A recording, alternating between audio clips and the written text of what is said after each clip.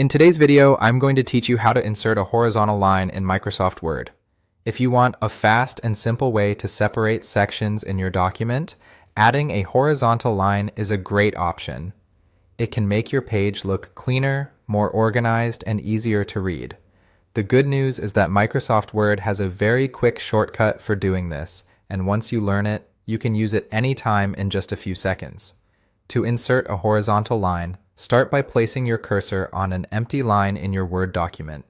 This part is important because the shortcut works best when there is nothing else typed on that line. If you try it in the middle of text, Word may not create the line properly. Now, type 3 hyphens in a row. That means you'll press the dash key 3 times so it looks like this. 3 short lines next to each other. As soon as you've typed the 3 hyphens, press Enter on your keyboard.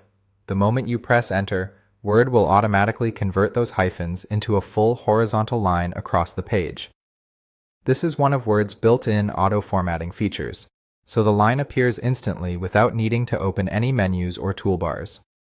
This method is especially useful when you're working on reports, letters, notes, or any document where you want a clear visual break between parts.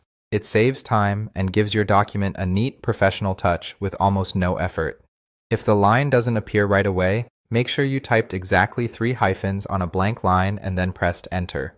In some cases, Word's auto-format settings may affect whether the line is created, but in most standard documents, this shortcut works immediately. Also, keep in mind that what looks like a line is usually attached to the paragraph above it. So if you want to remove it later, place your cursor in the paragraph just above the line and adjust it from there, or undo the action right after creating it. And that's all there is to it. To quickly insert a horizontal line in Microsoft Word, just type 3 hyphens on an empty line and press Enter. It's a small trick, but it can make formatting your documents much faster and easier.